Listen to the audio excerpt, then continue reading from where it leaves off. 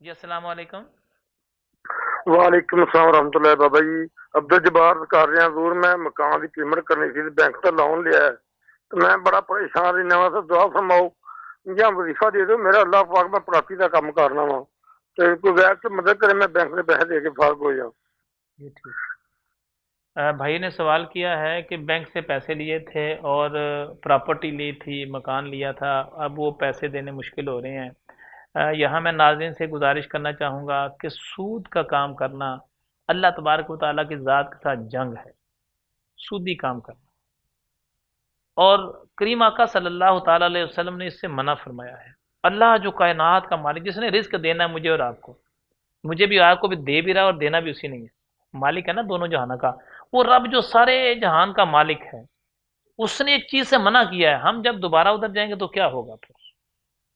احساس والی بات ہے نا، جب احساس ختم ہو جائے تو پھر یہ نقصان ہوتے ہیں۔ ایک طرف سے اللہ تعالیٰ کی طرف سے حکم ہے، اعلان ہے کہ یہ اعلان جنگ ہے میرے ساتھ، اللہ کی ذات کے ساتھ، پھر وہ کریں گے تو نقصان ہوگا۔ پھر ایک بات یاد رکھیں، وظیفے پڑھیں، چلے کریں، دعائیں کرائیں، لیکن جب تک آپ اپنے اس عمل سے توبہ نہیں کریں گے اللہ تعالیٰ کی بارگاہ سے معافی نہیں ملتی۔ بھائی سے گزارش ہے، پہلے نمبر پر تو اپنے اس عمل سے توبہ کریں، اس کے بعد کوشش کریں الحمدللہ رب 21 دفعہ، اور 21 دفعہ ہی انا آتینا کل کوثر 21 دفعہ پڑھیں، 21 دفعہ قل اعوذ برب الناس۔ جن کے مقروض ہیں جو لوگ،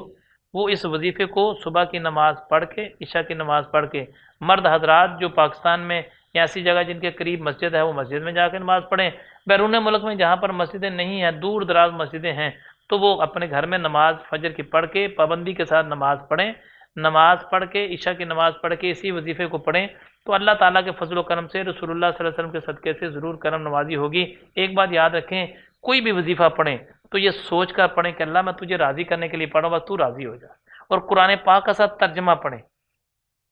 درود پاک پہلے اور بعد میں لازمی پڑھیں، کوئی بھی وظیفہ کسی کام کے لیے بھی پڑھیں، پہلے بعد میں درود شریف لازمی پڑھیں نبی پاک علیہ السلام کی ذات اقدس پر۔ جب بھی وظیفہ کریں تو صرف اللہ تعالیٰ کی رضا کے لیے، اللہ تو راضی ہو جا، مجھے پتہ ہے میری غلطی، تو راضی ہو جا تاکہ میرا یہ کام آسان ہو جائے۔ اللہ تعالیٰ ہمیں عمل کی توفیق عطا فرمائے۔